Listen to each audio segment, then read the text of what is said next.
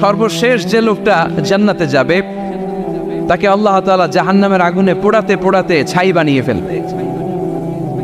আল্লাহ বলবেন, জিব্রাইল যাও একটু দেখো, একটা মাত্র সেজদা দিয়েছে আমাকে, এরকম কাউরে পাওয়া যায় কিনা, বাটি চালান দিয়ে দেখো পাওয়া যায় কিনা।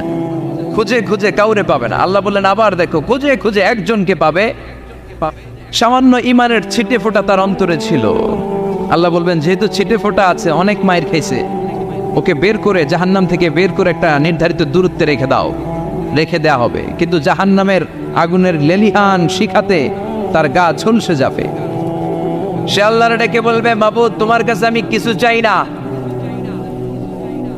জাহান্নাম থেকে তুমি আমাকে বের করেছো, জীবন নদীর পানি তুমি আমার গায়ের মধ্যে ঢেলে দিয়েছো, আমি আবার সজীবতা ফিরে পেয়েছি, আমি তোমার কাছে জান্নাত চাই না, শুধু নিরাপদ একটা দূরত্বে আমাকে রেখে আসো, যাতে জাহান্নামের আগুন আমারে কষ্ট দিতে না পারে। আল্লাহ আমি কিন্তু তোমার কাছে জান্নাত চাই না। কি চাই না? কি চাই না? জান্নাত চাই না, কিন্তু জাহান্নামের আগুন আমারে কষ্ট দিচ্ছে, এতটা দূরত্বে রাখো যাতে জাহান্নামের আগুন আমার গায়ে না লাগে। আল্লাহ বললেন ওকে রাখবো, কিন্তু আমার সাথে একটা কন্ট্রাক্টে যেতে হবে, যে এটা তোমাকে দিলে তুমি আর নতুন করে কিছু চাবা না। সে বলবে আমি রাজি, কন্ট্রাক্ট হয়ে যাবে। আল্লাহ জিব্রাইলকে বলবেন যাও এমন দূরত্বে রাখো যাতে জাহান্নামের আগুন ওরে কষ্ট না দেয়, রেখে আসা হবে। অনেক দিন সে ওখানে আনন্দে থাকবে, আল্লাহ শুকরিয়া করবে, সে মনে মনে বলবে বেঁচে গিয়েছি, আমি বেঁচে গিয়েছি, জীবনে আর কিছু চাই না, জাহান্নাম থেকে আমি বেঁচে গিয়েছি। অনেকদিন থাকার পরে মনে মনে ভাববে পয়সা তো গেছি, কিন্তু নতুন করে একটু ট্রাই করে দেখি, জাহান্নামের সৌন্দর্যের দৃশ্য একটু চোখ দিয়ে অবলোকন করা যায় কিনা। সে আল্লাহরে ডেকে বলবে আল্লাহ ইনদি সুয়াল, আমার একটা ফরিয়াদ আছে। কি ফরিয়াদ? আল্লাহ আগেই বলে রাখি আমি কিন্তু জান্নাতে যেতে চাই না। আল্লাহ বলবেন কি চাও? সে বলবে আল্লাহ তোমার জান্নাতটা তুমি কত সুন্দর করে বানিয়েছো, আমি একটা নজর শুধু দেখতে চাই, জান্নাতের দরজার সামনে নিয়ে যদি আমারে বসিয়ে রাখো, দ্যাটস ইনাফ, আর কিছু চাই না, আর শুধু জান্নাতের দরজার সামনে। আল্লাহ বললেন তুই না ওয়াদা করেছিস, তুই না চুক্তি করেছিস। সে বলবে আল্লাহ আমারে হতভাগা বানাইয়া তোমার কি লাভ? সুবহানাল্লাহ পড়ে, আমারে তুমি হতভাগা বানিও না। আল্লাহ বলে ঠিক আছে, আবার সিগনেচার কর যে জান্নাতের দরজার সামনে বসিয়ে দিলে আর কিছু চাবি না। সে সিগনেচার করে বলে আমি চাবো না।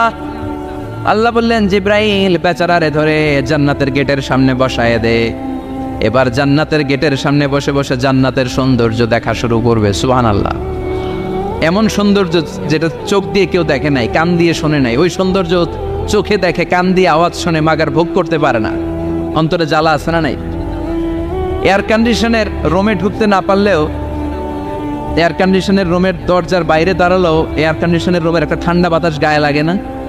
কথা বলেন তো। ও যখন জান্নাতের দরজার সামনে দাঁড়াবে, ওর গায়েও এরকম জান্নাতের ঠান্ডা বাতাসের হিমেল ছোঁয়া গাটাকে শীতল করে দিবে। ওই শীতল হয়ে যাওয়ার পরে আর তো সহ্য হবে না, আবার আল্লাহরে ডাকবে, মনে মনে ভাববে আর একটু ট্রাই করি না, দোষ কি, আস্তে আস্তে অনেক দূর তো আগাইছি। সুবহানাল্লাহ কইবেন না? এবার আল্লাহরে বলবে আল্লাহ ইনদি সুয়াল, আল্লাহ তুমি যদি কোনো বিষয়ে নতুন করে ডিসিশন নাও, তোমারে জিজ্ঞেস করার মতো কি কেউ আছে? আল্লাহ বলে না, আমি তো সব রাজার বড় রাজা, মহারাজা, আমার উপরে তো কারো কথা চলে না। ওই হতভাগা লোকটা বলবে আল্লাহ এত সুন্দর জান্নাত তুমি বানালাম, চোখ দিয়ে সৌন্দর্য দেখি, কান দিয়ে আওয়াজগুলো শুনি, হুর আর গেলমান হেঁটে বেড়ায়, এত সুন্দর জান্নাত চোখ দিয়ে দেখি, ঢুকতে পারি না, আমারে কষ্ট দিয়ে তোমার কি লাভ? ও আল্লাহ আমারে তুমি মাফ করে দাও, জান্নাতের চিবার মধ্যে এক কর্নারে তুমি একটু আমারে জায়গা করে দাও।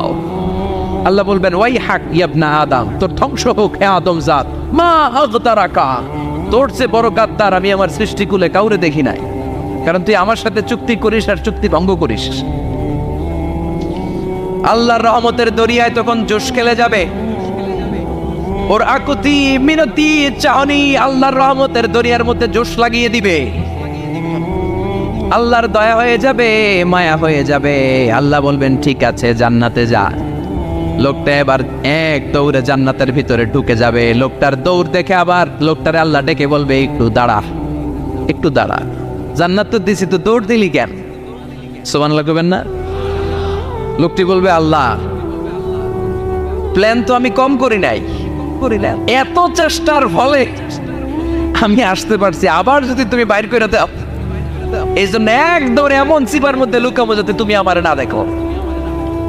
আবার আল্লাহর রহমতের দরিয়ায় জোশ খেলে যাবে, আল্লাহ কাছে ডাকবে, কাছে আয়, ও গোলাম তোর কি মনে চায় আমারে বল, আজকে তুই চাইতে থাক, আমি দিতে দিতে তোর মনের সব আশা পূরণ করে দেব। লোকটা খুশি হয়ে বলবে, আল্লাহ আমারে এটা দাও, বাড়ি দাও, গাড়ি দাও, নারী দাও, এটা দাও, ওটা দাও, একের পর এক চাইতে থাকবে, আল্লাহ সব তারে দিতে থাকবে। চাইতে চাইতে লোকটার সব চাওয়া যখন শেষ, সে বলবে, আল্লাহ আর আমার চাওয়ার কিছু নাই। আল্লাহ বলেন, নো, এত তাড়াতাড়ি যে তুমি খেলা শেষ করতে পারবা না মানুষ, আমার সাথে তোমার এই খেলা আরো লম্বা সময় চলতে হবে, তোমার অনেক কিছু চাইতে হবে। তুই আজকে চাইতে চাইতে তোর সব চাও আমার কাছে বলবি, আর আমি দিতে দিতে তোর জীবন ধন্য করে দেব। সে আবার চাইতে শুরু করবে, আল্লাহ এটা দাও, ওটা দাও, ওটা দাও, আল্লাহ দিতে দিতে সব দিবে। এরপরে বলবে, আল্লাহ মাফও চাই, দোয়াও চাই, আর চাওয়ার কিছু নাই। আল্লাহ বলবেন, তাই ঠিক আছে, তোরে আমি জান্নাতে ঢুকাই দিলাম, তবে মনে রাখিস তোর জান্নাতটা হবে সবচেয়ে ছোট জান্নাত, আর তোর জান্নাতটা হবে এই পৃথিবীর 10 গুণ। চিল্লা এখন সুবহানাল্লাহ। বুখারীর বর্ণনা, আখিরু মান দাখালাল জান্নাত, যে লোকটা সর্বশেষ অনেক মাইর খাইয়া রিমান্ডে থাকার পরে জান্নাতে ঢুকবে, তার জান্নাতটা যদি পৃথিবীর 10 গুণ হয়, তাহলে আমাদের সবাইরে ফেরদাউসে ঢুকাতে আল্লাহর কোনো সমস্যা আছে? চিল্লায় বলেন, সমস্যা আছে? এজন্য আমরা আল্লাহর কাছে কোন জান্নাত চাই? কথা বলেন। রব্বুল আলামিন বলেন, ওয়াসিকাল্লাযীনা তাকাউ রাব্বাহুম ইলাল জান্নাতি যুমারা হাত্তা ইযা জাউহা ওয়া ফুতিহাত أبوابها وقال لهم خزنتها سلام عليكم طبتم فادخلوها خالدين। সুবহানাল্লাহ পড়েন। আমরা এবার জান্নাতে ঢুকবো, সব জান্নাতীদেরকে নিয়ে আল্লাহ তাআলা বলবেন, ও ফেরেশতারা, আমার জান্নাতীদেরকে তোমরা ওয়েল রিসেপশন দিয়ে, রেড কার্পেট রিসেপশন, লাল গালিচার সংবর্ধনা দিয়ে জান্নাতে নিয়ে যাও। ফেরেশতারা পেছন থেকে আল্লাহকে যারা ভয় করে জান্নাতের উপযুক্ত হয়েছে সবাইকে নিয়ে জান্নাতে ছুটবে। অমিয়া, কোনো প্রোগ্রামে যদি মন্ত্রী আসে, মেম্বার অফ দ্য পার্লামেন্ট আসে, কিংবা প্রধানমন্ত্রী আসে, ওনার শুভাগমন উপলক্ষে আমরা অনেকগুলো ওয়েলকামিং রিসেপশন গেট বানাই না? কথা বলেন। সুজানগরে বোধহয় বানায় টানায় না, আজকের মাহফিলের তো কয়েকটা গেট দেখলাম আমি, বানাই না আমরা ওয়েলকামিং রিসেপশন গেট। জান্নাতীদের জন্য এরকম, আপনারা যারা ফেরদাউসে ঢুকবেন আপনাদের জন্য এরকম ওয়েলকামিং রিসেপশন গেট থাকবে। ফেরেশতারা জান্নাতীদেরকে হাঁকিয়ে হাঁকিয়ে নিয়ে চলবে, আহলান ওয়া সাহলান মারহাবান বিকুম, কংগ্রাচুলেশন, আসেন আসেন আমরা সবাই মিলে জান্নাতে যাই। জান্নাতীরা আনন্দের চোটে ছুটবে আর ছুটবে, ছুটতে ছুটতে ছুটতে ছুটতে হঠাৎ করে বিশাল একটা ওয়েলকামিং রিসেপশন গেট পেয়ে যাবে। এই গেটটা যে কত সুন্দর আমি বর্ণনা দিয়ে বোঝাতে পারবো না।